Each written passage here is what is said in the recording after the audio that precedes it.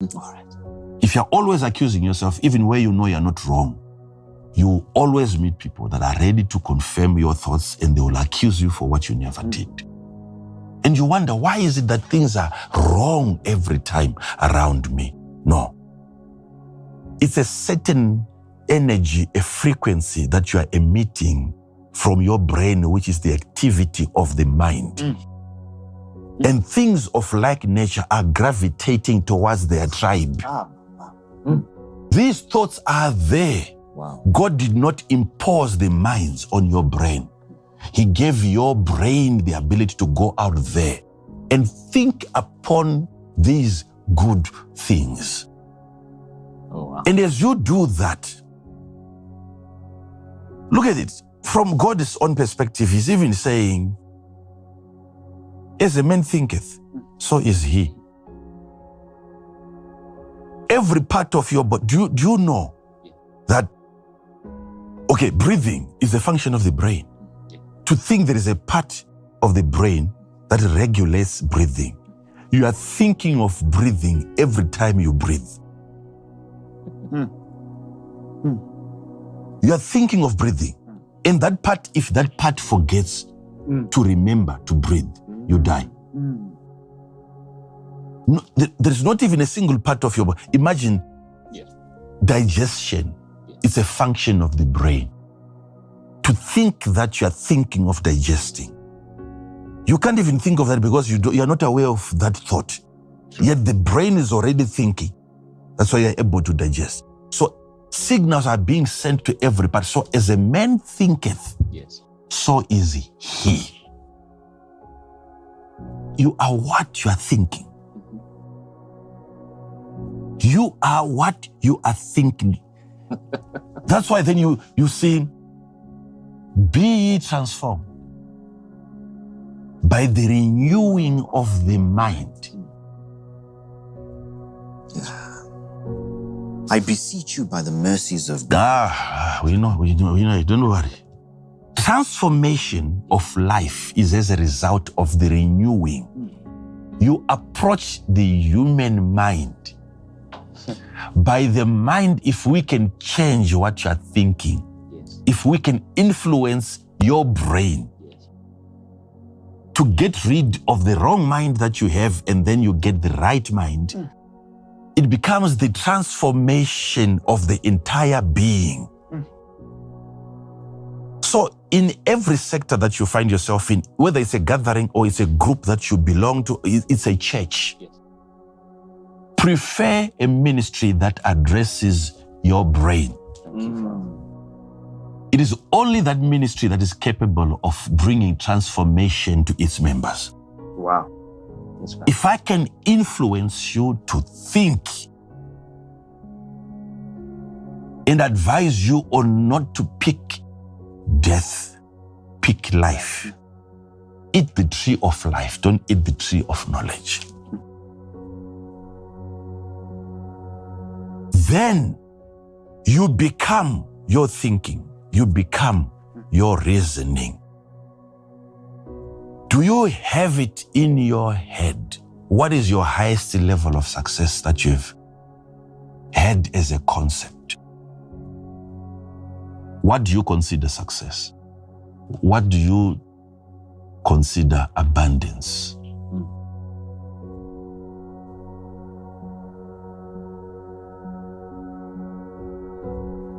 You have raised your brain to that level of thinking, and your life, when you get there, you get stuck.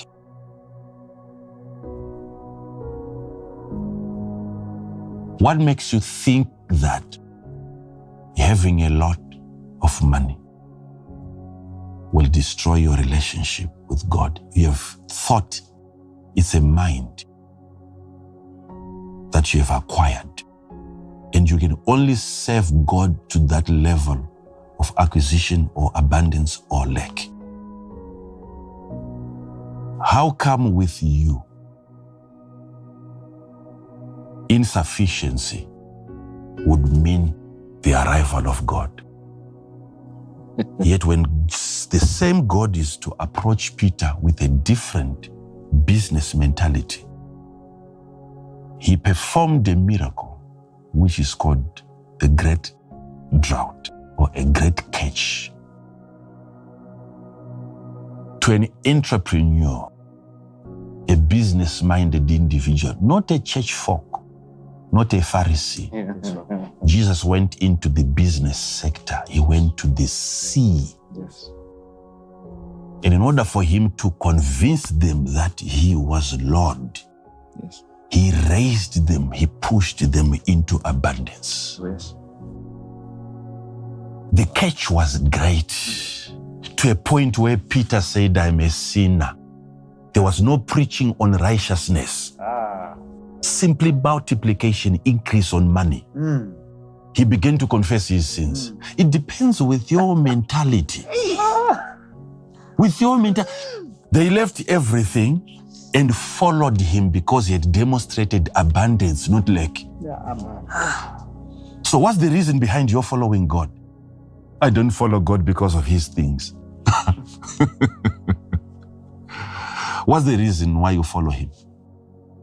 If it's not because of what he has given life. That's why we follow him. Wrong mentality.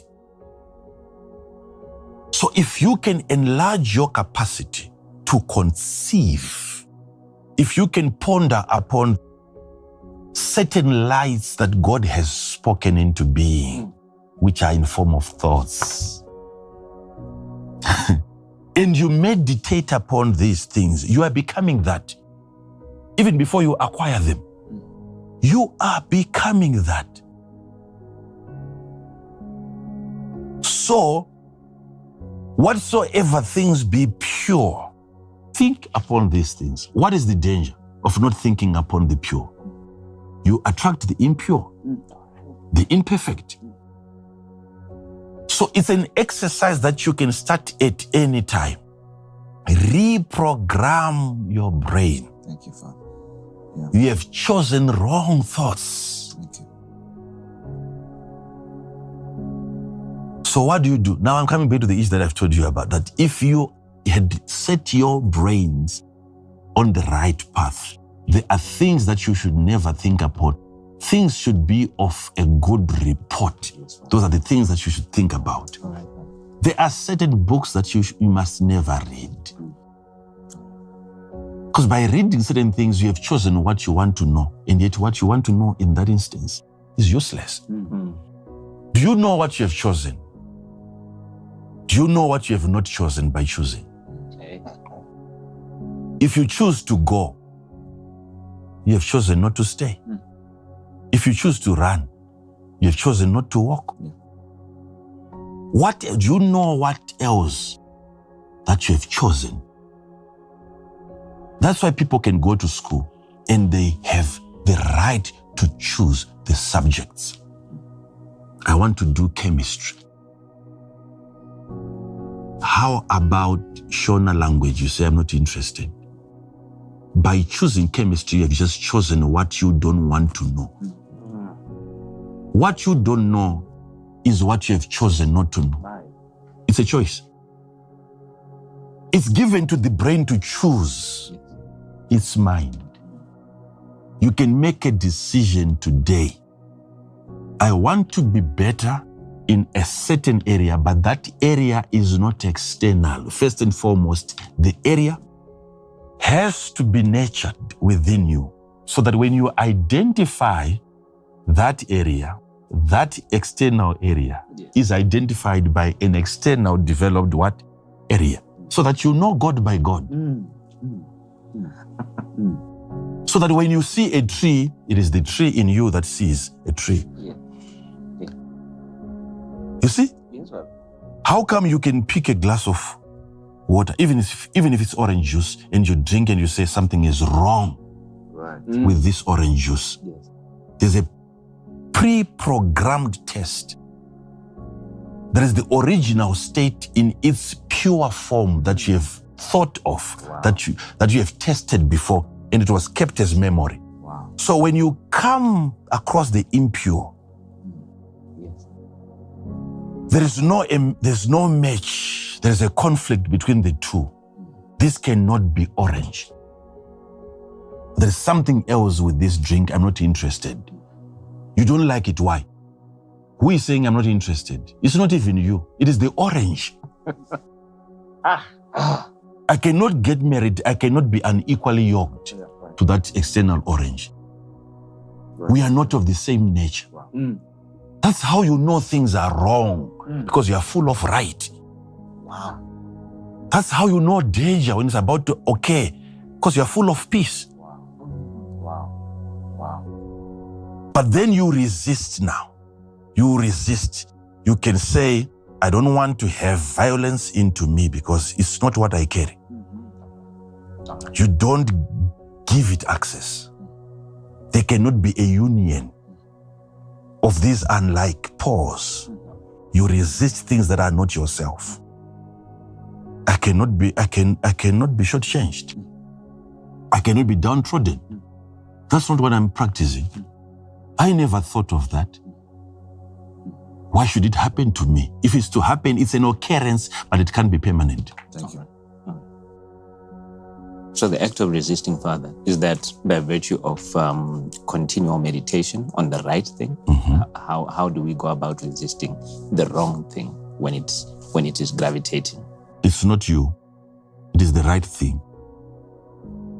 It is the right thing that has to resist the wrong thing. Oh, right. Yes. So that responsibility is given to that right thing. That right thing. So what you need to work on now is developing that right thing. All right. That right mentality. Right. I'm not poor. Right. I was programmed growing up by my environment to become poor and to be a borrower. It's a program in your brain, which is a wrong mind. Thank you. And for a transformation of life to occur, there's need for the renewing.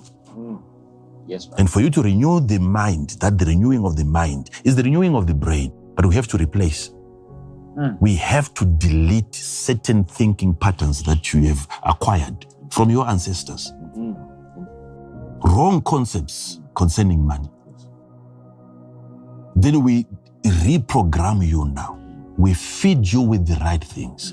These are brethren. Think upon, these are brethren. Had he not advised them, yet they are brethren, they are born again, things would always go wrong. Wow. Okay. Wow. Why did Jesus say, worry not?